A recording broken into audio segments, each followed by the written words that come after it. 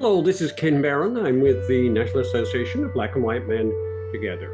And today I want to talk about the Supreme Court, which took up oral arguments in 303 Creative versus Elenis, where an artist does not want to be compelled to create a website for a gay event she does not condone.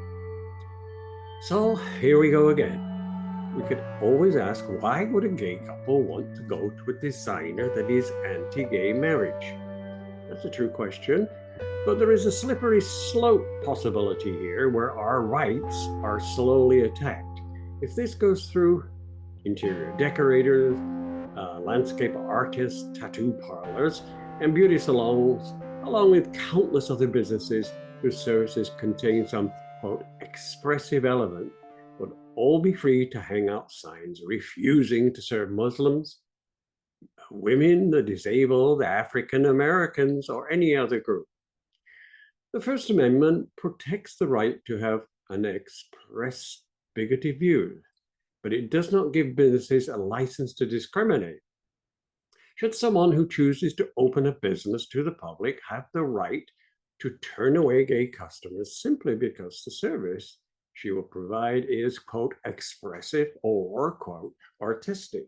Should an architecture firm that believes Black families don't deserve fancy homes be permitted to turn away because Black clients, it's an expressive thing they do and don't need to? Can a florist shop whose owner objects to Christianity refuse to serve Christians?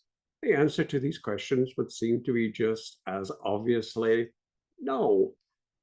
303 Creative is a business that says it wants to offer wedding website design services to the public, but doesn't want to serve gay couples. Under Colorado's public accommodation law, which has been in existence for a long time, businesses that choose to serve the public at large cannot turn people away because of race, sex, religion, sexual orientation, or other protected characteristics.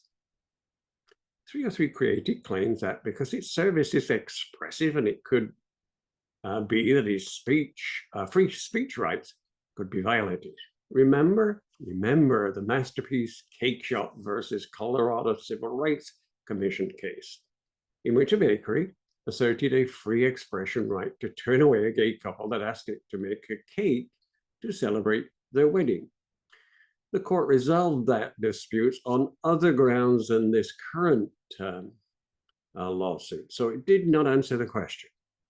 The American Civil Liberties Union filed an amicus brief supporting Colorado in 303 Creative, and we defended the same law 5 years ago on behalf of the gay couple denied by service by Masterpiece Cake Shop. Same lawyers. Public accommodation laws ensure that everyone has equal access to the public marketplace, regardless of status. These laws treat all businesses equally, whether they take corporate headshots or serve burger and fries. The purpose of these laws is not to dictate the content of anyone's speech, but to make sure that nobody is denied goods or services in commercial markets for discriminatory reasons. No artist has to open a business to the public in the first place. The famous photographer Anna Leibovitz, for example, does not offer to take photographs of everyone who offers to pay her a fee, but chooses her subjects. She's perfectly free to photograph only white people or only Buddhists. She doesn't do that, by the way. Check her out. The choice to benefit from public marketplace comes with the legal obligation to equally serve members of the public. Also, businesses open to the public are free to define content of what they sell, but it cannot put a sign on its door saying we don't serve Jews or no Blacks allowed. But Colorado's law doesn't dictate what content a business sells. 303 Creative is free to post on all of the website it designs, quote, the Bible condemns gay marriage, end quote, if it would not design that website for anyone.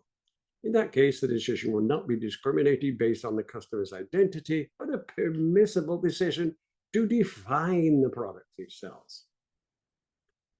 303 creators have plenty of freedom to speak or not to speak as it wishes. It need not serve the public, and it need not design wedding websites featuring content it would not sell to anyone. But the First Amendment does not give it an exception from laws requiring equal treatment of customers simply because its service is, quote, expressive. The NABWMT statement of purpose says, in part, we engage in the educational, political, cultural, and social activities to address racism, sexism, homophobia in our communities and in our lives. Here is a good example where we should need to speak now.